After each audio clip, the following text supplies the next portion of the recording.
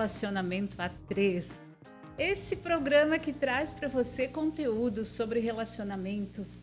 Afinal de contas, a vida é um conjunto de relacionamentos. A gente tem que se relacionar com os filhos, com os pais, com os tios, com os avós, com a sogra, com o vizinho, com todo mundo, né? E a gente fica discutindo esses temas aqui.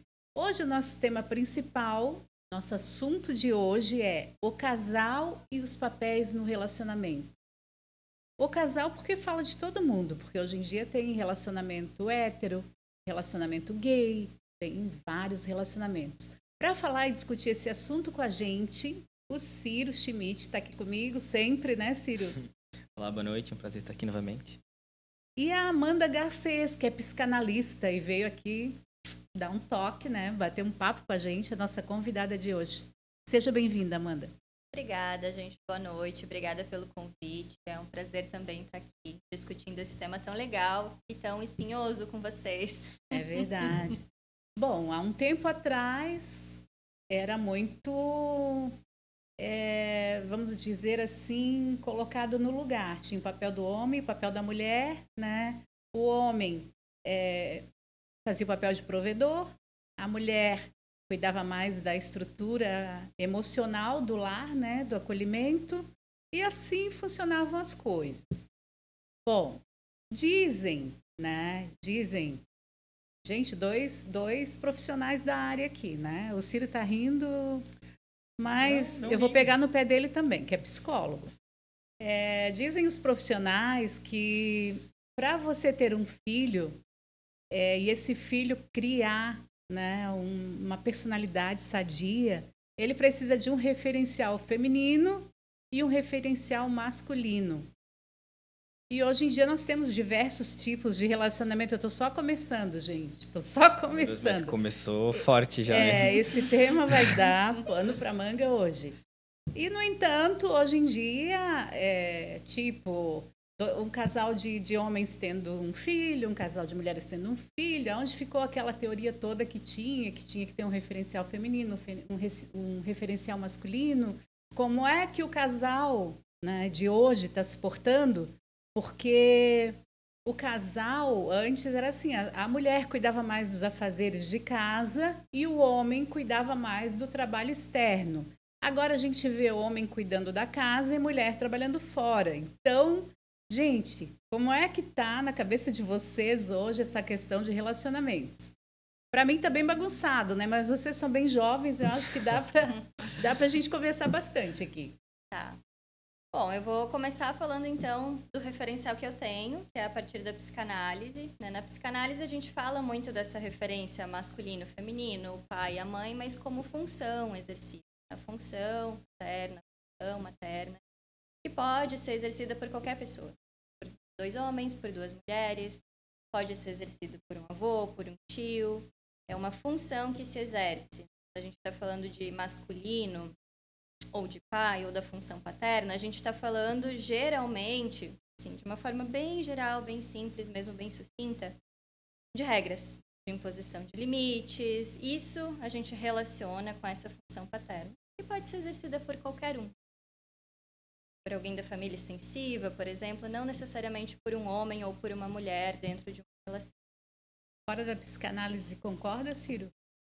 Então, eu tava até aqui anotando algumas coisinhas, assim, porque a linguagem da psicanálise, né, falando para o público novamente, né, eu sou terapeuta cognitivo comportamental em primeiro lugar, né, apesar de trabalhar com um leque mais amplo de intervenções, né. O que eu trabalho, na verdade, como de uma forma mais precisa, seria com prática baseada em evidência. A linguagem da psicanálise ela é muito específica, né, ela é muito deles, muito do campo psicanalítico, apesar de que a Amanda sabe muito melhor que eu que existem trocentas formas de fazer psicanálise, de pensar a psicanálise, né? Mas, assim, a gente tem várias concordâncias em termos desse assunto, né?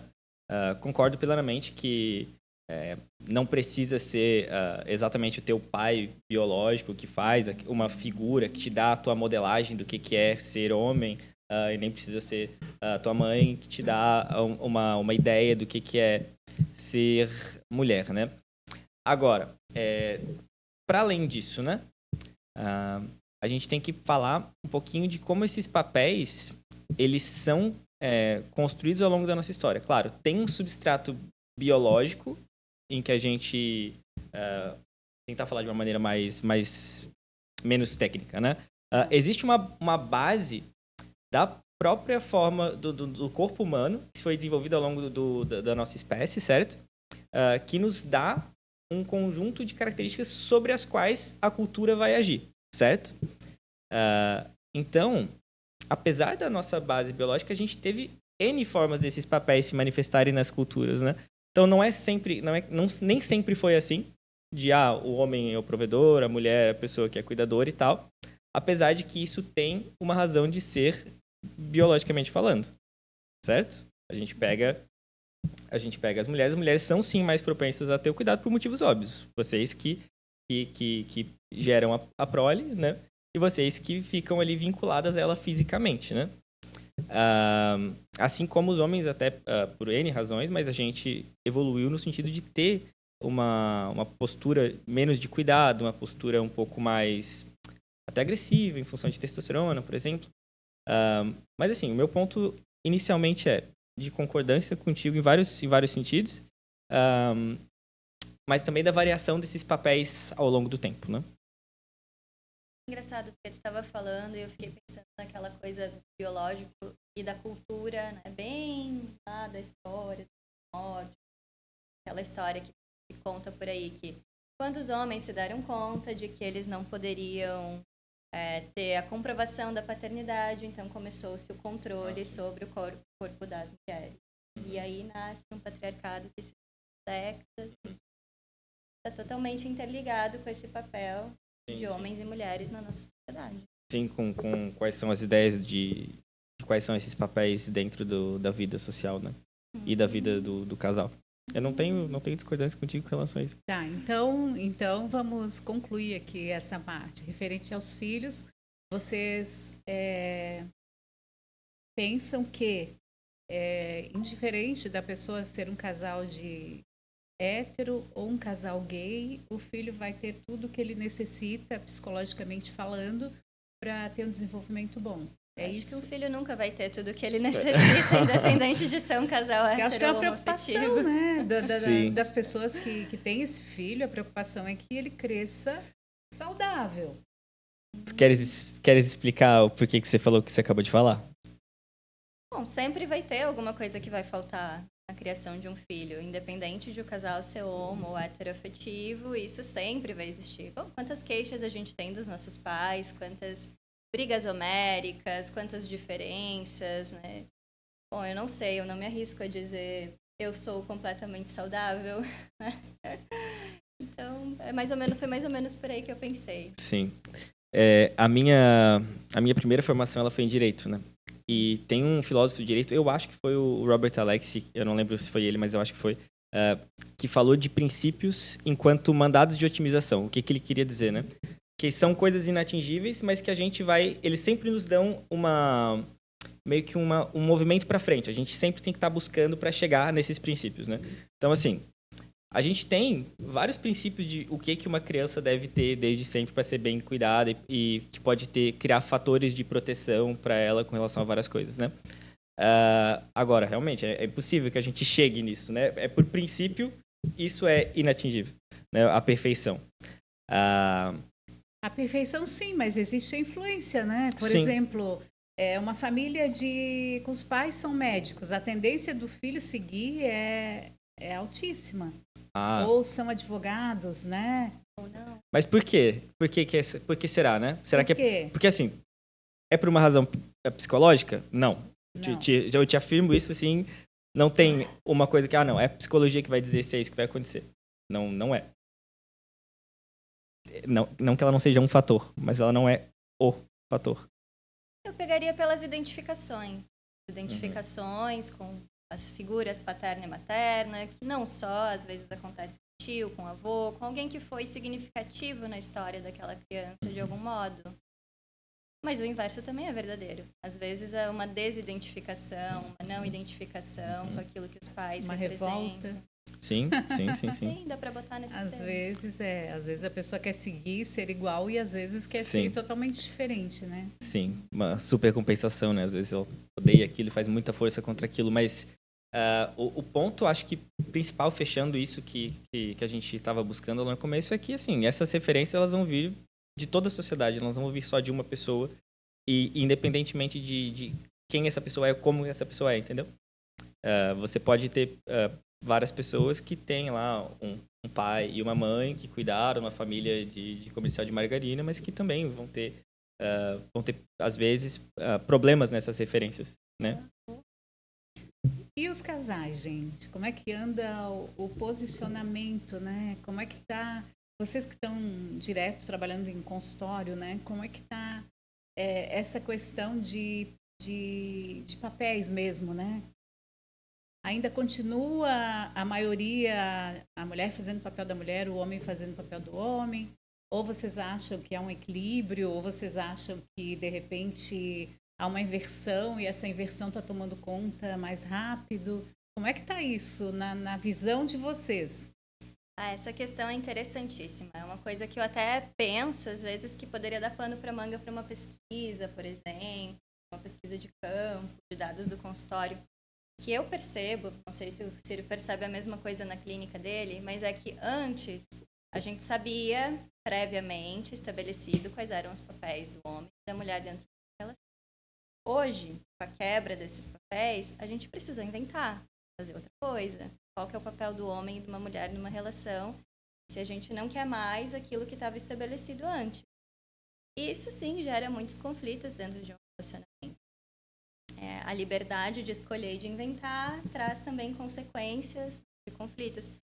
Eu escuto muitos conflitos cotidianos, porque às vezes a pessoa não sabe mesmo o que fazer, qual é o meu papel dentro desse relacionamento. Isso me lembrou uma questão, não de repente, dessa geração de vocês, mas mais da minha geração, que o pessoal cresceu ouvindo que o mundo ia acabar no ano 2000. Não, isso era... Essas questões aí, tipo, o mundo vai acabar em fogo, vai superaquecer, isso aí já é bem antigo, né? Já é uma coisa que a gente ouvia. Eu, desde pequena, cresci acreditando. Aí eu fazia conta. Gente, que idade eu vou ter em 2000, né? Para o mundo acabar. Eu descobri que em 2000 eu ia ter uma idade. Eu disse, não, mas daí 40 anos já vai estar velha, não vai fazer diferença nenhuma. Também, já estou pronta para morrer. Já estou pronta para morrer, porque quando a gente é muito criança, a gente acha que 40 anos a pessoa já está para morrer, né? Já está velha. Mas o que eu ia, para concluir o assunto, o que eu ia falar era o seguinte, é que na minha percepção, para surpresa, né, de todo mundo, o mundo acabou em 2000. Gente, tudo que era padrão, tudo que era conceito, tudo que era valores, caiu. E, de repente, está surgindo um monte de coisas que as pessoas não sabem o que fazer com esse novo, com essas coisas que estão surgindo, né? Parece que emergiu, assim, um monte de coisa nova e as pessoas ainda não se acharam. Essa é a minha visão, tá? Ainda pulei na frente do Ciro. Não é pular na frente. Já coloquei o que eu percebo, não estou em consultório, em contato direto com as pessoas, mas eu vejo assim, em amigos, né? Muita gente perdida. Homens perdidos e mulheres perdidas. Tipo, o homem já não sabe mais se é certo. Pô, será que eu vou partir para outro lado? Será que eu vou arrumar mulher? Será que eu vou ficar solteiro? Esse mundo tá todo errado, eu vou ficar na minha. Sim. Sabe? Não sabe para onde ir. Então, o que isso está fazendo com a sociedade, né? O que isso está mexendo com o homem e com a mulher? Que a mulher se é mulher, mas se sente homem, o homem é homem, mas se sente mulher. Gente, está tudo muito... Ciro. Então, eu adorei que você trouxe isso. Eu desabafei agora. Assim. Não, mas foi ótimo que você trouxe isso, de verdade. E ainda encaixou muito bem com a fala da Amanda, porque, assim, uma coisa que estava contida mais ou menos na fala da Amanda, nessa última agora, é uma ideia de crise, e que também ficou na tua fala, né? E tem uma das formas de olhar para a crise, eu lembro muito, assim, de ouvir isso, sei lá, uns 10 anos atrás, eu adorei, até hoje eu fico pensando nisso, né? É do novo, que já tá aqui, já chegou, mas o velho não morreu ainda, né? E daí... A referência ainda está muito no velho, né?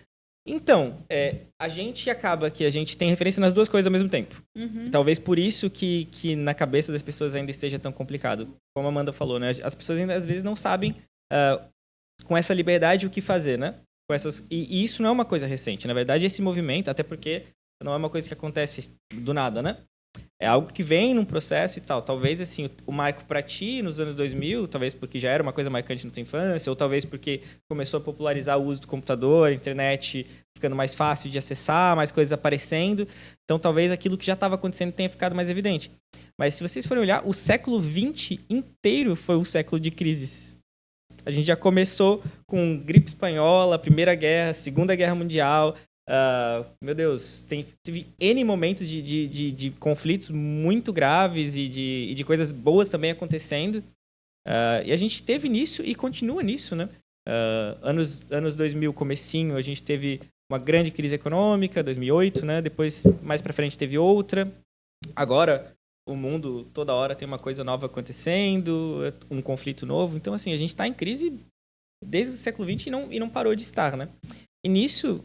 vão acontecendo N convulsões sociais também, e vão se criando esses novos papéis e a gente não sabe muito bem onde se situar, né? Entre esse mundo que está morrendo e esse mundo que já meio que está nascendo também, né? E agora, isso surge na cabeça dos pacientes muito, né? Agora imagina um homem na faixa de 50, 60 anos, né? Ele quer arrumar uma namorada. Eu já ouvi um amigo meu ter esse desabafo, né? Tipo, eu fui empolgado, conheci a pessoa, tal, daí fui pagar a conta, a pessoa falou, não, comigo não tem isso, eu pago a minha conta, eu sou autossuficiente, eu sou uma pessoa que dou conta da minha vida e homem nenhum paga nada pra mim.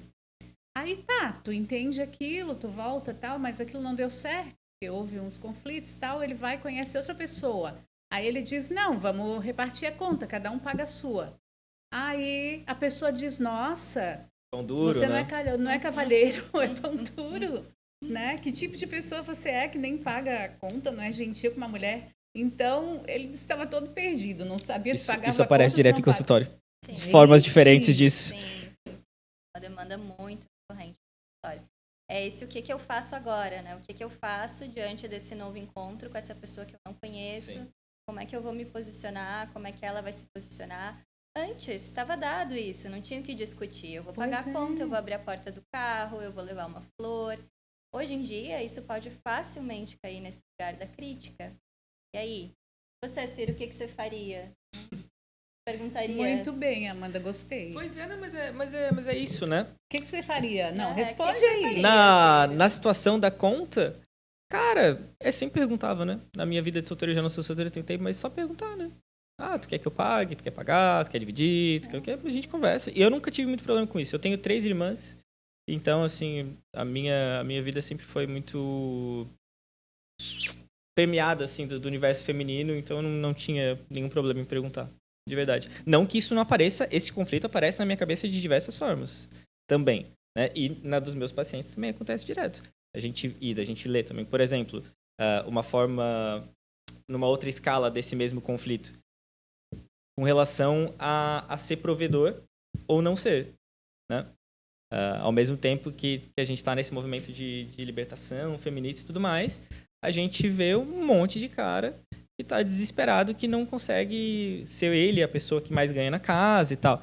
E isso, mesmo nas pessoas progressistas, e o pior talvez nessas pessoas progressistas, porque daí o cara se sente mal e depois se sente mal por estar pensando nisso. De não, mas porra... 2024 eu ainda tô noiado que não sou eu que ganho mais. Poxa vida, então o cara sofre 2 vezes, né? E referente à mulher também, né? Eu falei há pouco do homem, mas tem a questão da mulher. Por exemplo, já está certo que a mulher tem que ter uma profissão, ela tem que se manter. Se der separação no casamento, que antigamente não se cogitava, hoje em dia é normal, ela tem que tocar a vida dela. E hoje em dia, mesmo as leis não estão tão fáceis, estão meio iguais para ambos os lados, né? Então, a mulher reclama que, nossa, eu tenho que trabalhar, chega em casa, ainda tem coisas para fazer, coisas para arrumar, daí o homem não é muito acostumado às vezes, né? Tem homem que dá conta da casa sozinho, tem uns que não gostam muito, aí acaba tendo duas funções a mulher, né? De cuidar da casa, cuidar dos filhos, porque ela não vai deixar o filho esse ímpeto, esses hormônios, eu acho, de proteção, isso tudo está mais na mulher de cuidar, então ela acaba se estressando. Esse é um viés... Aí tu começa a não querer mais filho. Uhum. Então. E que é um fenômeno bem presente na nossa geração, muito especificamente. presente. Esse é um tema muito espinhoso, difícil de falar, porque a gente corre o risco facilmente de acabar caindo, né, numa lama e obscura. Mas acho que tem esse outro lado da moeda, né, de mulheres que querem continuar em casa, não querem trabalhar e às vezes se sentem meio impelidas a ter que ter uma carreira, a ter que sair de casa, a ter que corresponder a esse novo papel social dessa mulher que trabalha, que é executiva, que dá conta de tudo.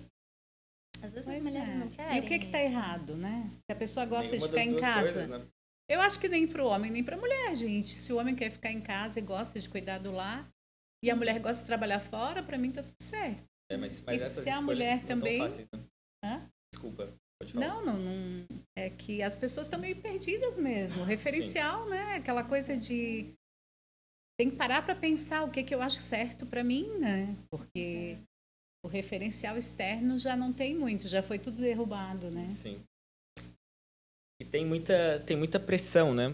De todos os lados. Em qualquer escolha que tu faça com relação a esse tema, eu vejo que a pessoa acaba sofrendo realmente crítica de todos os lados, né? Eu vejo mulheres com uma postura mega feminista e tudo mais que, às vezes, tem essa vontade, nossa, eu realmente quero ser a dona de casa dos anos 50. Ela tem paixão por aquilo. Nossa, eu quero ter 5 filhos, quero ficar cuidando deles. Combina isso com o companheiro ou companheira e tá tudo bem entre eles, às vezes. Só que daí tem lá um monte de amiga que diz, não, meu Deus do céu. Novamente, né? 2024, tu aí, feminista.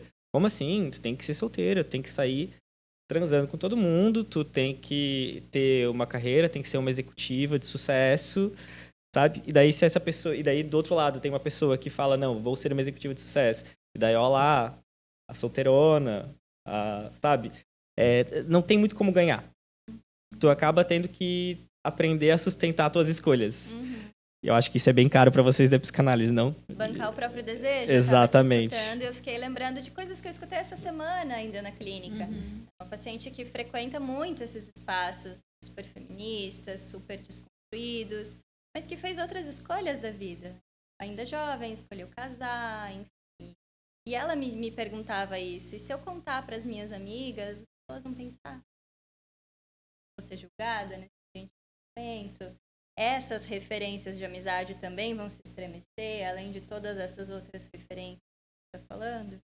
E aí que entra essa questão, tu vai ter que inventar. O que tu vai fazer com isso? Dá o teu jeito próprio para isso. Vai falar, não vai falar?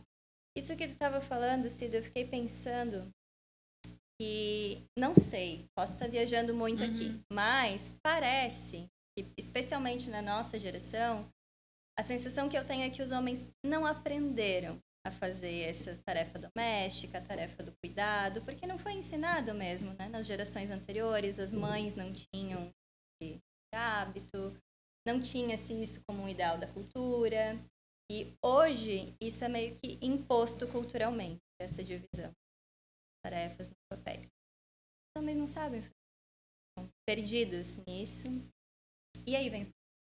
Mesmo depois que a gente aprende, porque eu te digo numa experiência de um rapaz que foi criado como a maioria dos rapazes são hoje em dia, né? Novamente, 3 irmãs. Então, assim, pensa pra quem que sobrava a tarefa de casa. Não era pra mim. Fica a dica. E eu sei que isso não é de hoje, né? Eu tenho irmão também com 3 irmãs. Então exatamente. Eu sei como é que eu ainda sou mais novo, pra piorar. Então, ou seja, eu fui paparicado a minha vida inteira. E depois eu fui aprendendo as coisas na marra, quando não tinha ninguém pra fazer, que daí eu fui, opa, eu vou ter que dar um jeito. Isso que meus pais têm uma cabeça relativamente aberta. Mas ainda assim, não mudou com relação ao resto da média dos guris. E eu vejo muito dos meus amigos e até de pessoas mais novas também, mesma coisa. né? Não aprendem, como tu falaste, né? Não aprenderam a fazer, e depois chega um momento que eles são obrigados a fazer e ficam super perdidos, né? Especialmente essa coisa do período de transição para a vida de jovem adulto, assim. A galera fica completamente zureta, porque, caramba, quer dizer que a minha roupa não fica limpinha magicamente, não volta pro armário, mas eu tenho aqui que estudar, eu tenho 5 anos de graduação para fazer, como é que eu vou dar conta de fazer isso? E trabalho, e limpar coisa e tal. E daí o cara, existe uma vida real aí, né? E a gente... Mas além da habilidade, que não nos é ensinada, tem uma outra habilidade que fica por debaixo dessas, que eu acho que é pior ainda. Eu até estava falando disso com a Carol, minha namorada, esses dias. Como a gente não é nem ensinado a ver o que tem que ser feito. Sabe? Então a gente... Proatividade. A gente olha, a gente passa pelas coisas, até alguém estava compartilhando um vídeo com relação a isso. A gente passa pela coisa e tal, tem um negócio aqui por fazer, e o cara vai lá, segue a vida. Nem vê, né? Nem exatamente, enxerga, exatamente. Enxerga. E vocês, em geral, passam, já vai resolvendo, né? Uhum. E, Ciro, é impressionante o quanto isso gera muitos conflitos nos relacionamentos atuais. Ele não tirou o lixo, ele não se lembrou de recolher a roupa. Eu tenho experiência, PhD nisso. Mas não comigo não, porque o meu primeiro casamento ainda foi tradicionalmente da forma que era. Eu cuidava da casa e o meu ex-marido, na verdade, nem a toalha do chão ele juntava. Ele era um provedor nato, né? Mas não admitia homem fazer esse tipo de coisa. Aí eu tive 2 filhos. E os filhos eu queria ensinar, porque com certeza eu já tinha uma cabeça aberta que os filhos deveriam aprender a fazer as coisas, né? Porque na minha casa, minha mãe trabalhava. A minha mãe... E a minha avó também já trabalhava, já foi professora e tal. Então não tinha muito esses conflitos de a mulher não trabalhar, não tinha muito esse tipo de coisa. Aí os filhos por comodidade, gente, eles escolhem o lado mais fácil. Tem um lado que ensina a trabalhar e tem um lado que não faz nada. Que lado que eu vou seguir? O lado que não faz nada. Sim. Aí, para eu não entrar em crise com 3 homens em casa e uma bagunça imensa, sem ninguém querer fazer porque o pai também não fazia, eu botava empregada, né? E tinha alguém, uma ajudante ali, uma secretária do lar, ajudando, auxiliando. Ele jogava brinquedo, ela ia lá, juntava. Eles sujavam a louça, ela ia lá, lavava. Aí o tempo passa, vai que eles são de uma geração que quando chegou ali no casamento, tiveram que mudar. E vou dizer, eu acho que é muito da vontade de tu saber o que tu queres. O que eu quero? Eu quero ter uma família, eu quero ter harmonia, eu quero ter um lar, eu quero ter filhos, eu quero isso. Então, tem que entrar no negócio. E hoje eles fazem tudo. Eu fico de cara, meu filho não fritava um ovo, gente. Hoje ele faz comida para os bebês. Qual dos filhos? Os 2. O Ricardo faz um belo de um churrasco. Isso eu sou obrigado a... Mas tu conhece os outros dotes culinários? Não, faz tudo. Se for falar assim, vai vir 50 pessoas para o janta, tem que fazer uma janta, dá conta, faz. Então, eu acho que está muito também na questão de tu se conhecer. Sempre. O que eu quero? Gente, eu quero ser um boêmio, eu quero ter várias pessoas e ter uma vida livre, eu quero me comprometer com alguém... Eu quero ter filhos, eu não quero ter filhos. Sim. Então, se tu quer ter filhos e ter um lar, é claro que vai ter serviço doméstico e vai ter fralda para trocar, né? Se tu não faz, alguém faz, né? Então, ou você tem um funcionário para isso, ou você vai meio que escravizar o teu companheiro ou companheiro, que é uma baita sacanagem, né? Mas só para salientar como uma coisa que eu acho que é interessante a gente deixar marcado na tua fala de agora. Tu percebeu como tu trouxe um exemplo de um casal normal, homem e mulher, e que falhou, aspas, em dar alguma coisa pros filhos? Lembra que uma lacuna, né? A lacuna ficou aí. Então, assim, o modelo masculino que eles tinham foi um modelo faltante. Entendeu? Como você falou eles não aprenderam a fazer as tarefas de casa porque eles tinham aquela referência. De repente, eles foram totalmente na coisa do provedor tal e esqueceram Isso, exato. Esse que é meu ponto. Mesmo o modelo tradicional falha. Sim. Entende? Só para marcar isso na tua fala. Costume de psicólogo. que era o que a gente conversava antes, né? Sempre vai faltar, sempre vai falhar Sim. alguma coisa, independente do modelo, né, de parentalidade, Sim. das referências que a gente transmita. Sempre vai ficar alguma coisa pelo Sim, com certeza. Mas e sobre E sobre como o resto? fazer dar certo agora, né? Então, aí tem que inventar, né? Como teu filho fez. Mas o que eu ia te interromper aqui, mas resolvi deixar, era a questão, de novo, né, da referência. Por exemplo, muita gente diz, me desculpe, eu não faço isso porque as minhas irmãs não deixaram. Não é justo, né? Então, será que a pessoa não tem uma autonomia para chegar e dizer assim, não, eu não fiz porque eu fui criado num ambiente assim, mas agora eu vou fazer porque eu estou consciente que eu tenho que fazer, né? E as pessoas usam muito isso. Eu citei um exemplo aqui, Sim. mas as pessoas usam muito isso, tipo, eu não fiz isso, não sei o quê, é culpa dos meus pais, é porque eles não me ensinaram, é porque eles não fizeram, então agora eu estou aqui, uma vítima social, né? Queria que vocês falassem um pouquinho disso, que eu acho interessante para a pessoa que está lá nos assistindo. Vai lá, Amanda. Eu tenho minhas coisas aqui. Já falei muito. Eu fiquei pensando, né? Eu não... Bom, culpa parece um pouco pesado, né? Assim, tem algo que se transmite ou não se transmite dos pais para os filhos, né? Mas, bom, o que a gente faz com isso é outra história. Então, o que a gente faz com isso? Isso é responsabilidade de cada um, sem dúvida. Né? Poder se Porque separar. é fácil, né? Botar a culpa nos pais. Tipo, meu pai era assim, minha mãe era assim, por isso que eu sou assim, então tô livre. É culpa deles, né? O que a gente Qual faz... é a dica que a gente poderia dar para as pessoas que estão nos assistindo?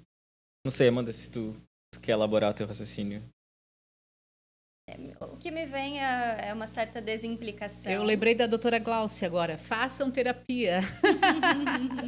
Mas terapia não basta, né?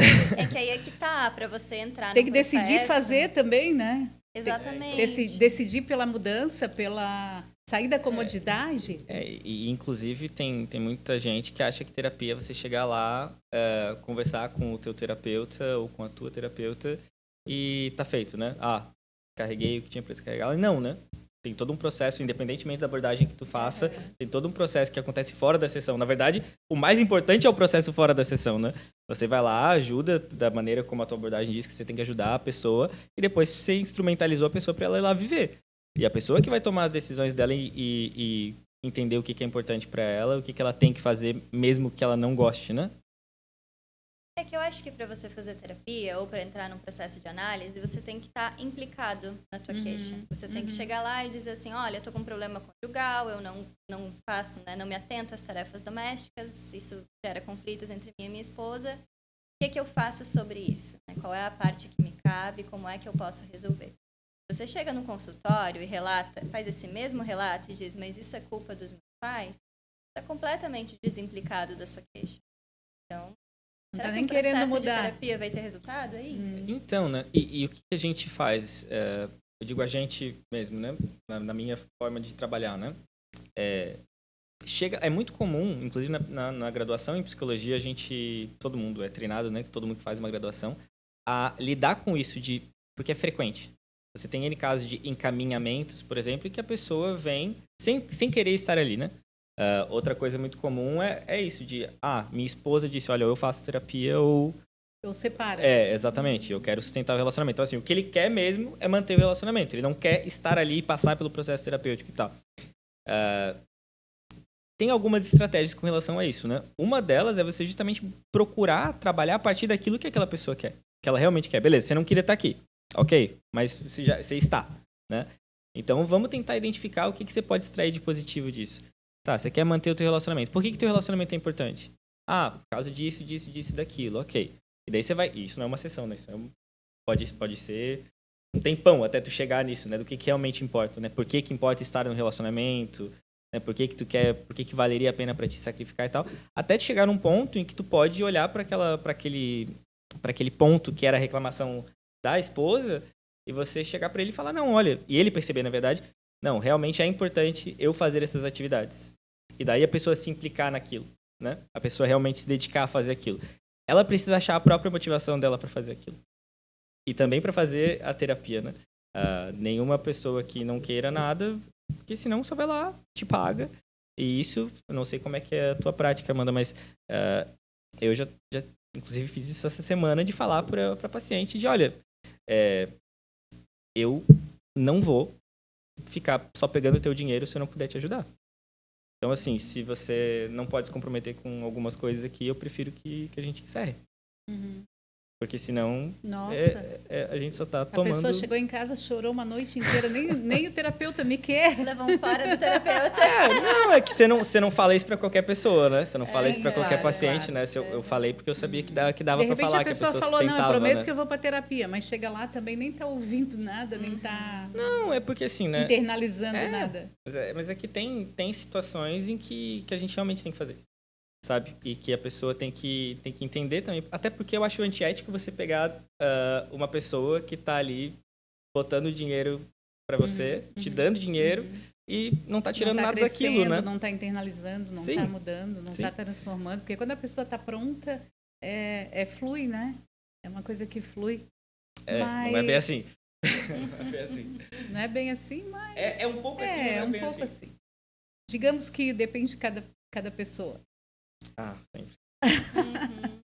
Gente, mas a questão assim, voltando, né, para o nosso tema, que é papéis no relacionamento. O que vocês acham que... A gente falou aqui das pessoas estarem perdidas, de hoje em dia, o referencial, a gente não sabe mais se vai para lá ou se vai para cá, né? O que vocês acham que tem tanta separação hoje, tanto término, tantos casamentos várias vezes? Onde que as pessoas estão falhando? Será que no papel do homem, no papel da mulher, ou no papel de quê? Da onde? Olha, não sei se tem uma resposta, né? É uma questão muito complexa, mas a sensação que me dá é que antes a gente tinha uma ideia de que o casamento é para sempre, que no casamento tudo se tolera, o amor tudo suporta, como diziam meus avós, né, lá no tempo deles. E hoje, me parece que a gente está indo para um lado muito oposto disso, de que quase nada se tolera, muito pouco se tolera. Então, as pessoas entram nesse questionamento, isso é tolerável, isso é tolerável, não posso suportar, isso está no limite, isso passou do limite.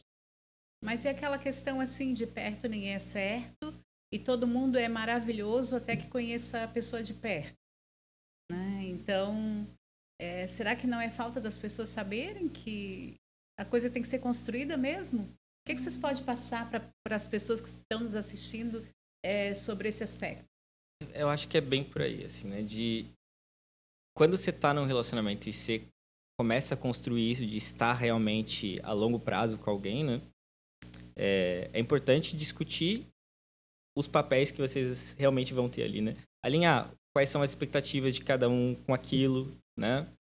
Beleza, queremos estar juntos, ok, mas e aí, né? Novamente, aquelas coisas que eu falei num outro programa, nós queremos filhos, não queremos, nós queremos morar aonde, nós queremos morar como, né? Tu gosta de casa, gosta de apartamento, qual bairro. A contribuição de cada um dentro da relação. E tudo isso tem que ser dialogado, né? Exato.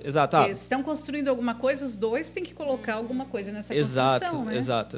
E daí, não, olha, tu é psicólogo, tu é sei lá o quê, tu vai tocar a tua carreira, eu também vou tocar a minha, ou não, ou você vai trabalhar, eu não vou.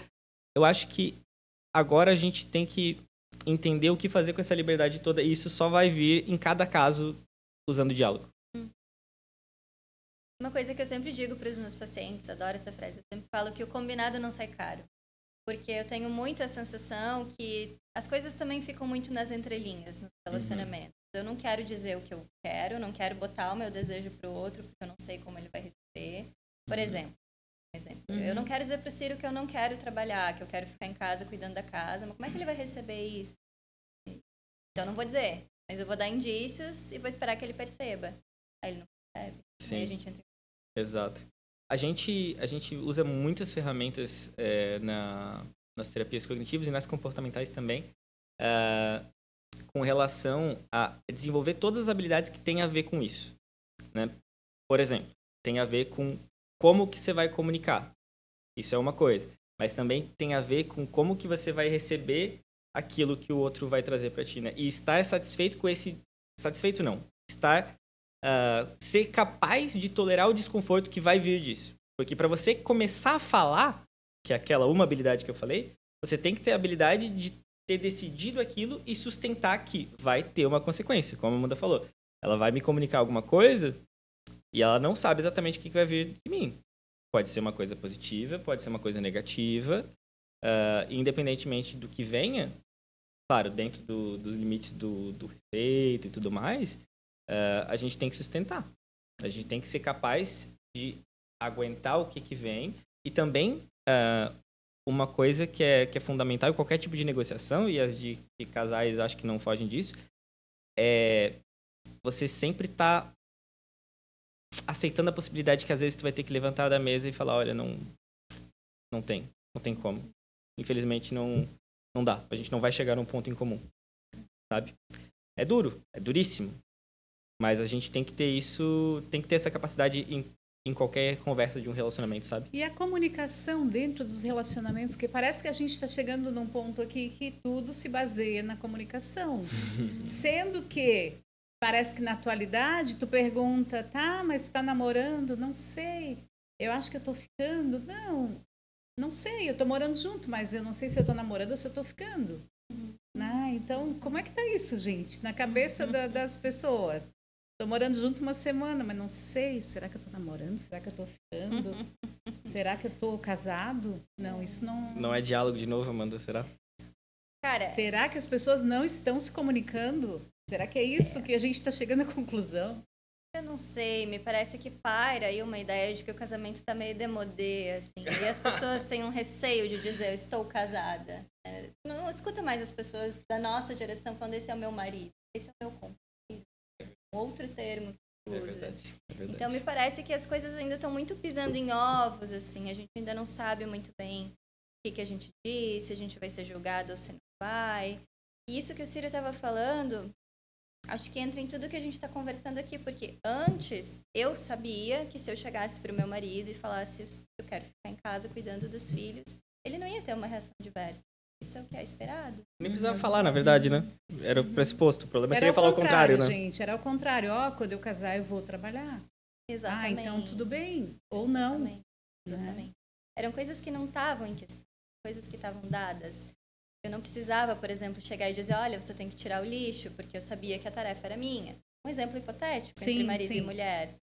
Porque a gente não quer desagradar o outro, né? Então a gente está sempre pisando em ovos, evitando conflito, não sabe como é que o outro vai receber. É um pouco isso. E é um problema em todos os tipos de relacionamento. E novamente, é uma coisa que aparece em clínica o tempo inteiro. Por exemplo, as pessoas uma situação mais de outro âmbito, mas também intensa. Tu pediu um aumento de salário. As pessoas bancam ir lá e realmente pedir, sabe? E ter aquela possibilidade de ter uma resposta bem adversa. Às vezes a pessoa não tem nem a capacidade de bancar isso, às vezes a pessoa não sabe comunicar de uma maneira clara, explicar por que ela merece, não sabe ter a firmeza de manter quando alguém te dá um argumento contrário, sabe? A gente precisa muito trabalhar várias habilidades com relação à comunicação e também a tolerância de mal-estar e tal. Eu ouvi de uma pessoa, de um relacionamento gay. A pessoa comentou assim, eu disse, mas terminou por quê, né? Vocês eram tão legais juntos, tal. Porque ele não gostava de dividir as despesas e eu me incomodava com isso. Bom, acho que gostar dois ninguém homens. gosta, né? Melhor não pagar a conta é muito mais legal, não? Exatamente. Mas aí o outro se sente explorado? Pois agora. São acordos, né? A comunicação. Sim. É aquilo que a gente inventa dentro do nosso relacionamento. Se fosse com outra pessoa, seria diferente. Mas essa é a questão. Parece que as pessoas não têm esse acordo. Parece que esse acordo é imposto por um jeitinho, sabe? Vai como a água, assim, vai indo tal, e acaba num conflito por causa disso. Porque as coisas não são faladas. Porque assim, não é natural, né? Vem aqui, vamos dividir essa conta, vamos pagar, cada um paga 50% e deu, tal. Não. E daí tem medo da rejeição. A pessoa não está podendo pagar e eu vou perder a pessoa. Exatamente. A gente não quer desagradar o outro, não quer o conflito, não quer, às vezes, a ruptura, porque era disso que o Ciro estava falando, né? Que é a questão do bancar o desejo. Ele deu o exemplo do aumento do salário. Você corre o puto risco do teu chefe falar, olha, sinto muito, você está sendo muito ousado. Sim. E no próximo mês você ganha a tua folha de demissão, Exato, né, pelo teu pedido. Isso acontece nos relacionamentos também. Uma questão muito presente da clínica é a questão da maternidade. Mulheres da nossa geração. Como é que vão dizer para os seus companheiros que elas querem ser mãe? Você quer ser hoje, em 2024? Como é que vai lidar com esse mundo aí fora? É. Né? Como é que vai nascer essa criança? Tipo, sem referencial, eu já estou perdido. Meu filho vai ser mais perdido ainda. As pessoas estão adiando muito isso, né? Cada vez mais, mas por vários outros motivos. É como se as mulheres não pudessem bancar mais o desejo nessa questão dos papéis que a gente está trazendo. Mais uma coisa meio demodê, né? Exato. Exatamente. Gente, e para vocês, qual é o relacionamento perfeito? Assim, não, tá, uma coisa mais pessoal para vocês. Qual é o relacionamento perfeito? Eu acho que isso ajuda bem quem está nos assistindo aí a refletir. Eu não trabalho com essa ideia, de verdade, eu não penso nisso. Eu acho que um relacionamento perfeito é aquele em que a gente consegue justamente aceitar que não tem essa perfeição e que a gente vai construindo ele o tempo inteiro, em que ambos constroem. Tem um cara que eu admiro muito, que é o Wesley Delanogari, que estava falando disso esses dias também. Em que tem um espaço que é de um, espaço que é do outro, e algo que é compartilhado, e os dois vão construindo isso juntos, em que os dois vão percebendo também os pontos que são os limites de cada um, até onde que o outro pode ir. É isso, é uma coisa que, pra mim, esse relacionamento é algo que vai se modificando o tempo inteiro, né? Vamos fazer uma brincadeira falando coisas que a gente gostaria numa relação, assim. Eu acho que dá pra dar algumas dicas aí pro pessoal. Por exemplo, eu até posso começar por mim, depois não dizer que eu boto os outros no fogo É verdade. E fico de boa, assim, né? Eu, por exemplo, acho que uma coisa importante na relação é você poder ser você mesmo. Em todos os momentos. Tipo, eu gosto de andar de chinelo de pijama dentro de casa. Não tem ninguém me enchendo o saco querendo que eu esteja arrumada. Eu gosto de dormir à tarde. Né? Tem gente que gosta de um soninho depois do almoço. E não tem o outro dizendo, não, tu tem que trabalhar, tu tem que fazer isso, tu tem que fazer aquilo. Acho que ser você mesmo, você conseguiu espaço para você ser você mesmo, é um bom começo. Vai, Ciro. Não, eu já falei. Eu concordo com tudo isso que vocês trouxeram. Acho que a colocação do Ciro perfeita. Eu me identifico muito com o que tu tá falando, né? Ser você mesmo dentro de uma relação. Mas pra mim, eu acho que o relacionamento perfeito é aquele que pode suportar a falta, suportar as diferenças. Lógico, há limites, há níveis, né? Tem diferenças que são suportáveis e outras não. Mas a gente tá falando... Dentro do saudável. Dentro do saudável, dentro do limite, né? Às vezes a gente vai ter que entender, por exemplo, que meu marido vai ser muito legal para ir numa trilha comigo, mas que ele não vai querer ir numa balada eletrônica. Exato. Ele é muito legal de papo, ele é muito comunicativo, mas, sei lá, não gosta de ir no futebol comigo. Então, acho que o relacionamento que consegue suportar essas faltas, essas diferenças, é aquele que tem um pouquinho mais de chance de caminhar um pouco mais. Sim, justamente. Porque, e novamente, né, aí tu tem que identificar os teus valores, aquilo que realmente é central para ti, aquilo que tu pode abrir mão, que tu pode negociar um pouquinho, aquilo que tu não pode, e daí vocês vão tentando acomodar, né? E se der tudo certo, vocês vão levando. Se chegar uma hora que tá pisando num calo teu que tu não tem como abrir mão, fazer o quê? Eu vou continuar brincando, gente. Eu acho que outra coisa importante é o respeito. A gente não tá entrando na dela. Respeito.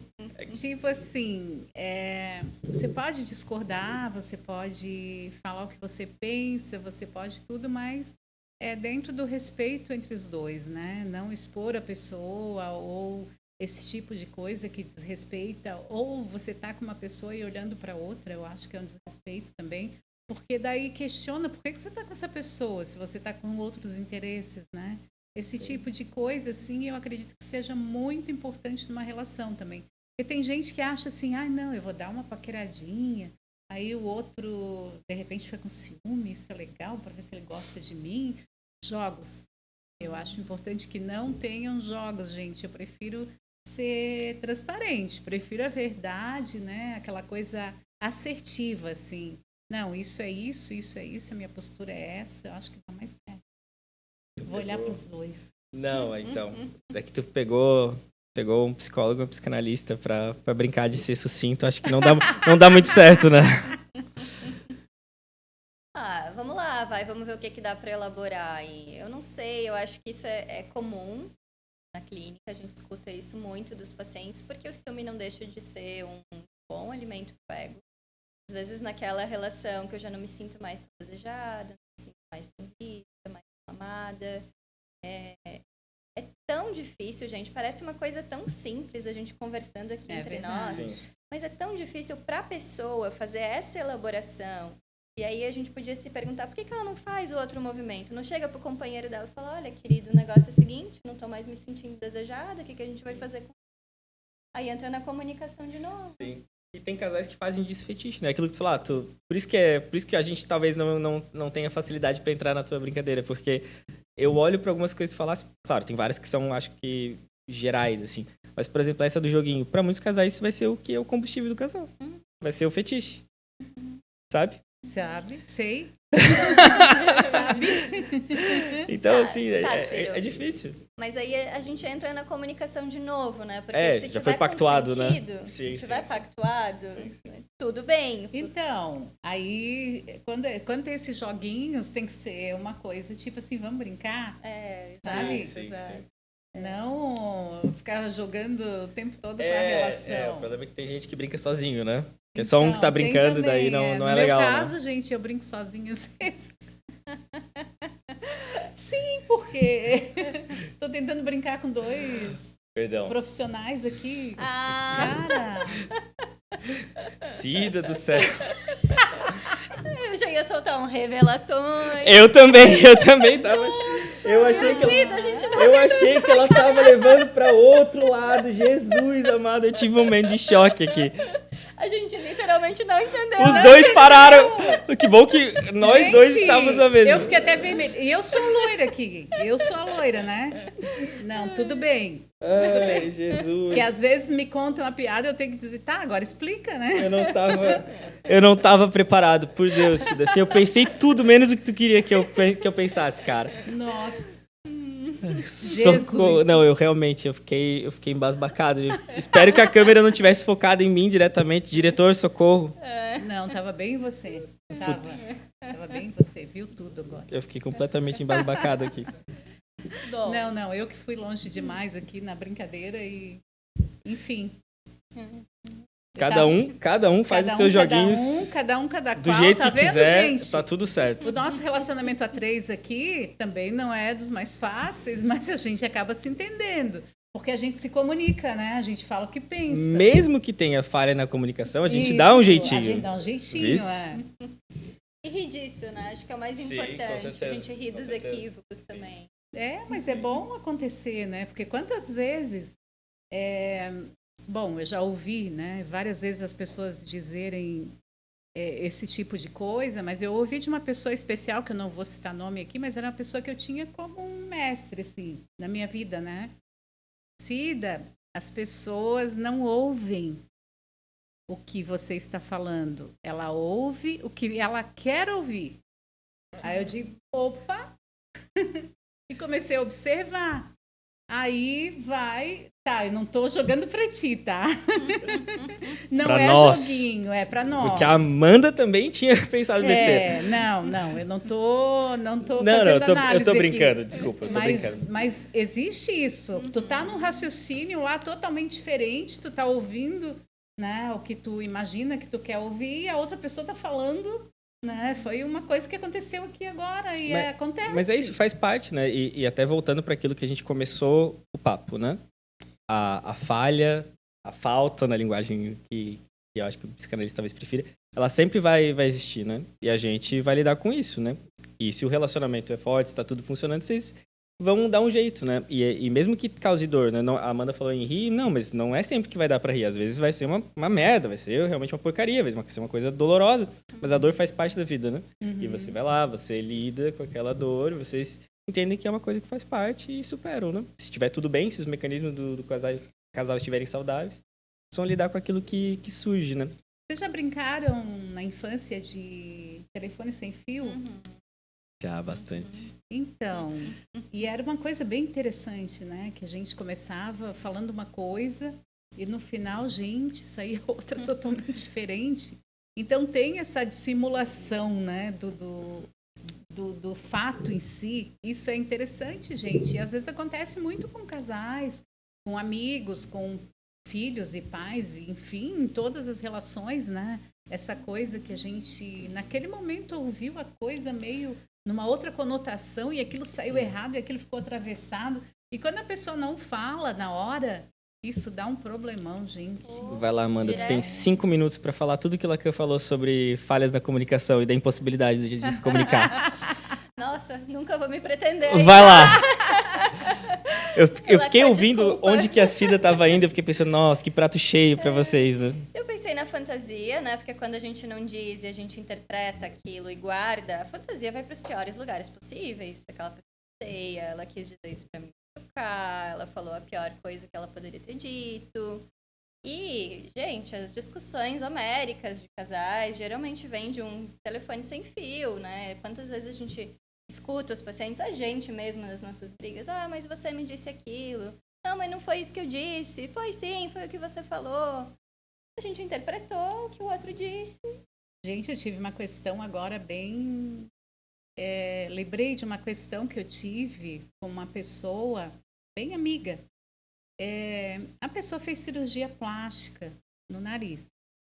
E aí, como eu achava a pessoa linda, perfeita, eu não sei, não entendi de verdade, gente, por que aquela pessoa fez. Porque eu já achava a pessoa linda. Às vezes a gente não entende o processo do outro, né? Aí eu disse, nossa, não, tudo bem, tá lindo, mas, tipo, não mudou nada, já era lindo. A pessoa se ofendeu. Aí veio uma outra pessoa me falar, nossa, por que tu falou isso pra pessoa? Eu falei, porque pra mim a pessoa continua linda. Era linda e continua linda.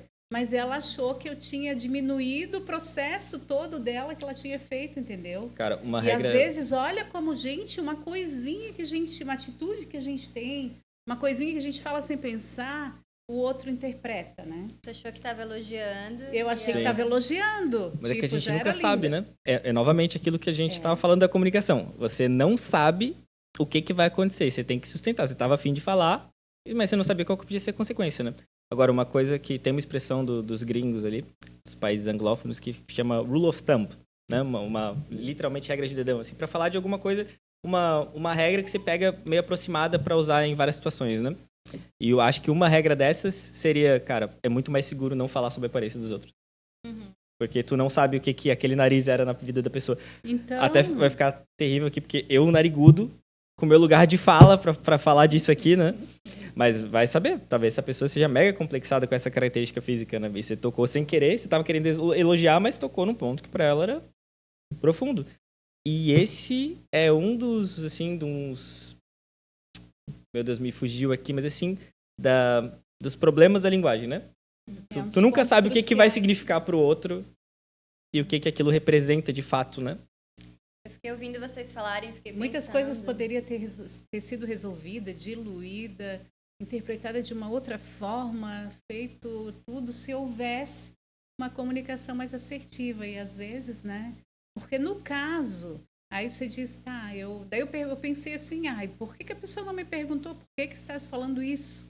Eu teria explicado, né? Porque naquele momento eu não estava percebendo que a pessoa poderia ter outra interpretação. Mas não tem como, né? Não tem como a gente estar preparado para tudo. Sim. Mas sim, não tem. Mas eu, por exemplo, eu sou uma pessoa que eu prefiro perguntar, sabe?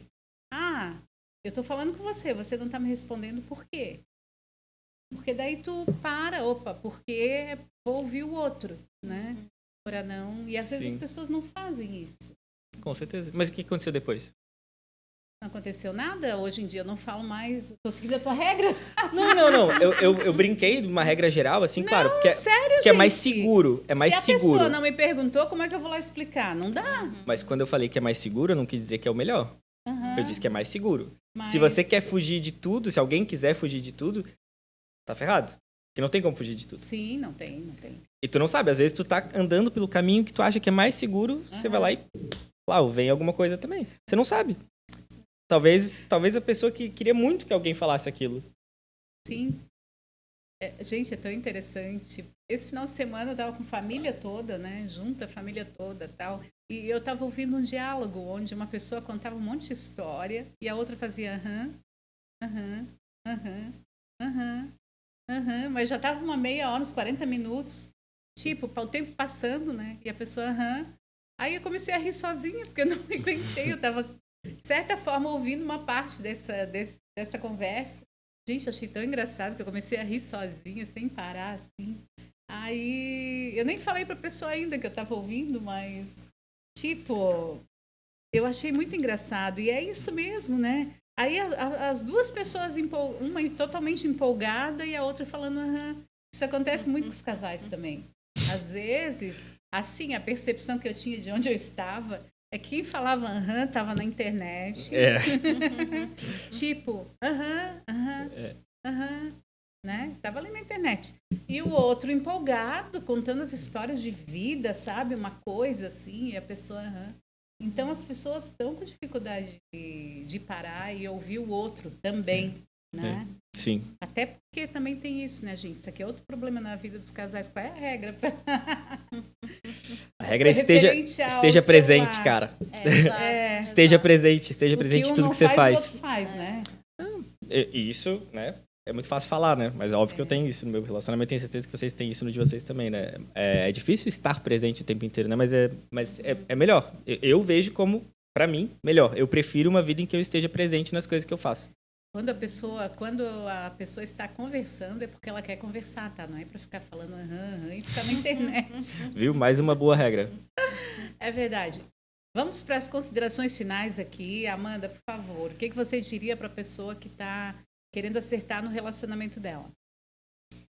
Bom, a gente começou num tema e acabou caindo no centro da comunicação, né? Eu acho que a comunicação é o ponto-chave dos relacionamentos. Mesmo que seja difícil comunicar, começa por aí. Olha, quero te falar uma coisa que tá difícil para mim, não sei muito bem como dizer, né? E vai vendo ali que modos de colocar isso.